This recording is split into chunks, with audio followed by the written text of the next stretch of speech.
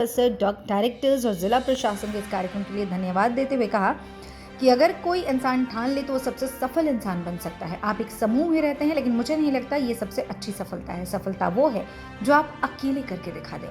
IIT ISM century से 2 साल पीछे है, ये भी पूरा कर लेगा। देश में हमें शांति चाहिए और लिखने पढ़ने वाले ही शांति ला सकते हैं, क्योंकि वो ही समाज पर प्रभाव डाल सकते हैं। केवल वो ही समाज के लिए सही बातें कह सकते हैं, भविष्य के लिए सही और पीढ़ी को तैयार कर सकते हैं। इन्हीं शब्दों के साथ उन्होंने बधाई देते हुए कहा कि आप सदी के जश्न से 2 साल दूर हैं।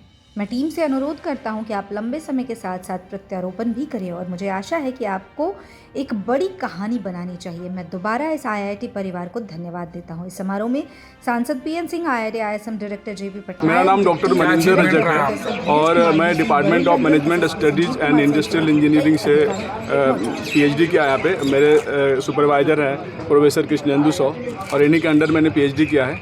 और ये मेरा बेस्ट रिसर्च अवार्ड है, 2022 का बेस्ट रिसर्च अवार्ड। इसको इंदर मोहन थापर अवार्ड कहते हैं। अपने डिपार्टमेंट से मेरा जो रिसर्च पेपर है सबसे बेस्ट पाया गया है और उसके लिए ये अवार्ड दिया गया है मेरे को। इसके साथ साथ 30,000 के रूप में पुरस्कार भी दिया गया है। क्या थी? और IIT ISM धनबाद बहुत ही गौरवशाली संस्थान है और हमें पूरा विश्वास है कि ये उत्तर प्रगति के मार्ग पे चलेगा। पूरे देश दुनिया में इसका पहचान है और खासकर माइनिंग इंजीनियरिंग क्षेत्र में ये इंडिया में पहले नंबर पे है और पूरे विश्व में 25वां-26वां स्थान है। ये तो बहुत ही गौरवशाली दिन है और मुझे पूरा विश्वास है कि सबके सहयोग से उत्तर प्रगति के पथ पर चलेगा। बात के पत्रकार बंधु जानते हैं कि यहाँ के छात्रों ने काफ़ी संघर्ष किया, यहाँ के शिक्षकों ने काफ़ी संघर्ष किया, पूर्व छात्रों ने संघर्ष किया, पूर्व शिक्षकों ने संघर्ष किया और लगातार 7-8 वर्ष 10 वर्ष तक संघर्ष चले। यहाँ पर महामहिम राष्ट्रपति जी को भी छात्रों ने बुलाया या मैनेजमेंट ने बुलाया, प्रणब मुखर्जी साहब थे। फिर कांग्रेस के नेता राहुल गांधी जी को बुलाया इस आशा में कि यह IIT बन जाएगा, लेकिन IIT नहीं बना। जब मोदी सरकार आई और स्मृति ईरानी जी इस देश के शिक्षा मंत्री बनी, वही यहाँ आई। छात्रों ने उनको दिल्ली से जाकर इनवाइट किया।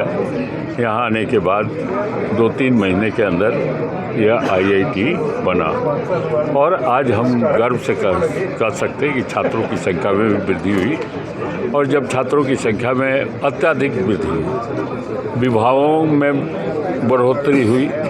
अब एक्सटेंशन काउंटर भी बनने जा रहा है इसका मैथन में, तो निश्चित रूप से सुनहरे भविष्य की ओर यह संस्थान बढ़ रहा है। इस देश की नाम, देश में तो नाम था, धनबाद का नाम पूरे देश के और विदेश में लोग जो काम कर रहे हैं माइनिंग इंजीनियरिंग कर वह आज धनबाद के गौरव को बढ़ाने का काम हो रहा है। 98th Foundation Day of our IIT ISM. This is a very great event, and luckily in our Jharkhand we got both IIT as well as Indian Institute of Management IIM also. That is a great opportunity for our students to get in and get the best education. Our IIT and IIM are known for its educational field. They are the most outstanding in the world ranking. That is a greatness. So I am very proud to be here on this day, 98th Foundation Day. Soon, within 2 years, they are going to have their centenary celebrations.